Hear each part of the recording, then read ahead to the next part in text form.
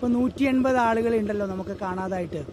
ഏതെങ്കിലും രീതിയിലുള്ള സംശയമുണ്ടോ? ഏതെങ്കിലും ഒരു ഭാഗത്ത് ഡെപ്പോസിറ്റ് ചെയ്ത് നിൽക്കാനുള്ള ഒരു സാധ്യത? 154 കുറഞ്ഞിട്ടുണ്ട് ഇന്നലെ വൈകുന്നേരം നോക്കുമ്പോൾ. ഏതെങ്കിലും ഒരു ഭാഗത്ത് അവർ ഡെപ്പോസിറ്റ് ആണെങ്കിൽ ഞങ്ങൾ എത്ര നേരത്തെ അത് റിക്കവർ ചെയ്യാനുള്ള നടപടി എടുത്തേനെ. അങ്ങനെ നമുക്ക് ആർക്കും കണ്ടെത്താനാകുന്നില്ലല്ലോ. അതല്ലേ ഇന്ന് പ്രശ്നം.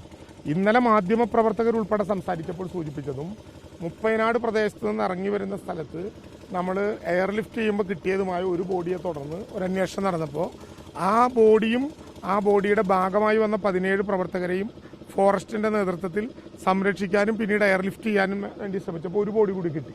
അത് കിട്ടിയ സാഹചര്യത്തിലാണ് നമ്മൾ നോക്കിയപ്പോൾ സൂചിപ്പാറ മുതൽ മുകളിലോട്ടും പോത്തുകല്ലിൽ നിന്ന് താഴത്തോട്ടും നമ്മുടെ അന്വേഷണം കൃത്യതയോടുകൂടി നടന്നെങ്കിലും ചിലയിടങ്ങളിൽ എത്താൻ പറ്റാത്ത വിധം നിഗൂഢമാണ്. ആ സ്ഥലത്താണ് ഇന്ന് ഹെലികോപ്റ്ററിലൂടെയുള്ള പരിശോധന നടത്തുക.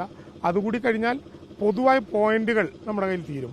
ഇനിയുള്ളത് പോയ പോയിന്റുകളിൽ തന്നെ എന്തെങ്കിലും ബാക്കി കിടക്കുന്നുണ്ടോ, വിശാലമായി കിടക്കുന്ന സാഹചര്യങ്ങളുണ്ട്, എന്തെങ്കിലും ബാക്കി കിടക്കുന്നുണ്ടോ, അത് നോക്കുക എന്നുള്ളതാണ്. അതിൽ ഫോഴ്സോ സന്നദ്ധ പ്രവർത്തകരോ മാത്രമല്ല മാധ്യമപ്രവർത്തകരും പ്രധാനപ്പെട്ട കണ്ണികളാണ്. കാരണം നമുക്ക് എത്തിച്ചേരാൻ പറ്റാത്ത കേന്ദ്രങ്ങളിൽ പോലും മാധ്യമപ്രവർത്തകർ അവരുടെ വളരെ സാഹസികമായ ഇടപെടലുകളിലൂടെ എത്തിച്ചേരാൻ കഴിഞ്ഞിട്ടുള്ളത് കൊണ്ട് നിങ്ങളുടെ ക്യാമറ കണ്ണുകൾ ഏതെങ്കിലും വിധത്തിലുള്ള സംശയങ്ങൾ കൂടി ഒപ്പിയെടുക്കാൻ കഴിഞ്ഞിട്ടുണ്ടെങ്കിൽ അവിടെ മിനിറ്റുകൾക്കകം നമുക്ക് എത്തിക്കാൻ കഴിയുന്ന വിധത്തിലുള്ള സർക്കാരിന്റെ ഒരു കണക്കെടുപ്പ് എങ്ങനെയാണ് എങ്ങനെയാണെന്ന് വിശദീകരിക്കാവോ? നമ്മൾ പലതവണ പറഞ്ഞ ഒരു സാധ്യത തന്നെയാണ്. നമ്മളിപ്പോൾ റേഷൻ കാർഡ് വഴി ആദ്യം വോട്ടർ പട്ടികയായിരുന്നു, പക്ഷെ അപ്പോൾ 18 വയസ്സ് തികഞ്ഞവരുണ്ടാകില്ല.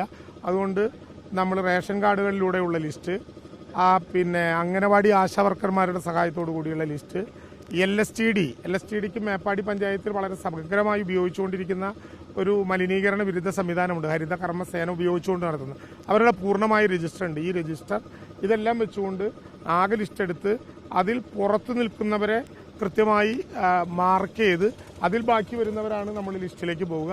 അതോടൊപ്പം പരാതി കിട്ടിയവരും. അല്ല, ഇന്നലെ കിട്ടിയ ചില മൃതദേഹങ്ങളുണ്ട്. അത് അൺക്ലെയിംഡ് ആവണമെങ്കിൽ ഒരു കൃത്യമായൊരു സമയം വേണം. അത് നോക്കിയതിനു ശേഷമേ നമുക്ക് ആ കാര്യം പറയാൻ പറ്റൂ. വീടുകളുടെ കണക്ക് ഇന്നലെ മുതൽ PWDയും LSTDയും എടുക്കാൻ ആരംഭിച്ചിട്ടുണ്ട്. അവര് ആ ലിസ്റ്റ് 2-3 ദിവസത്തിനുള്ളിൽ ജില്ലാ ഭരണകൂടത്തെ ഏൽപ്പിക്കും. അത് കഴിഞ്ഞാൽ അക്കാര്യം പറയാം. അങ്ങനെയല്ല, അതൊരു കട്ടൻട്രിയായി തീരുമാനിക്കേണ്ടതല്ല, സൈന്യത്തിന് കൂടി പറയേണ്ടതാണ്. സൈന്യം ജീവൻ രക്ഷാ പ്രവർത്തനവുമായി ബന്ധപ്പെട്ട് എത്തിച്ചേർന്നവരാണ്. അവർ വളരെ സിൻസിയറായി ആത്മാർത്ഥമായി നമ്മുടെ ടീമിനൊപ്പം പ്രവർത്തിക്കുന്നുണ്ട്. അവർ കൂടി അതൊന്ന് സ്വയം നോക്കട്ടെ. ഞങ്ങളുടെ പ്രവർത്തനം ഏതുവരെ ആയി എന്നുള്ളത് അവർ നോക്കി ഞങ്ങളുടെ അടുത്ത് റിപ്പോർട്ട് ചെയ്യും. ഇതിനൊന്നും അങ്ങനെ കണക്കില്ല. നമുക്ക് പരസ്പരം സംസാരിച്ചും പരസ്പരം തീരുമാനിച്ചും പൊതുധാരണയുടെ അടിസ്ഥാനത്തിൽ പോകേണ്ടതാണ്. സൈന്യം സാധാരണ നിലയിൽ പറയുക, ജില്ലാ മജിസ്ട്രേറ്റ് കൂടിയായിട്ടുള്ള കളക്ടറുടെ നിർദ്ദേശം കിട്ടിയാൽ മാത്രമേ ഞങ്ങൾ പോകൂ എന്നാണ്.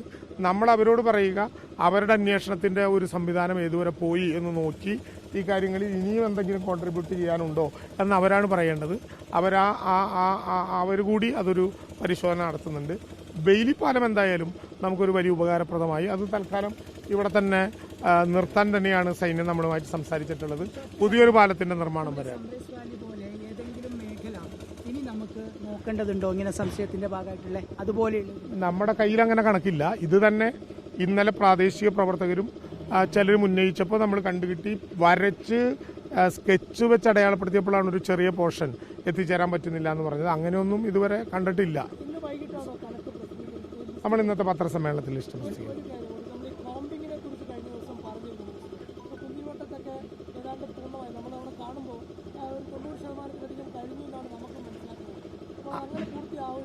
ആ ശതമാനത്തിലാണ് നിൽക്കുന്നത്. നമ്മൾ 100-ൽ മുട്ടിക്കണം എന്നാണ് നമ്മുടെ ആഗ്രഹം. അപ്പം അതുകൊണ്ട് ഞങ്ങൾ പറഞ്ഞല്ലോ, ഇന്ന് അവർ തന്നെ ഒരു പരസ്പര പരിശോധന നടത്തി നമ്മളോടൊരു കണക്ക് പറയും. ആ കണക്കിന്റെ വിശ്വാസത്തിലെടുത്തുകൊണ്ട് ആ കണക്ക് കൂടി വെച്ചുകൊണ്ടായിരിക്കും തുടർ നടപടികൾ സ്വീകരിക്കുക.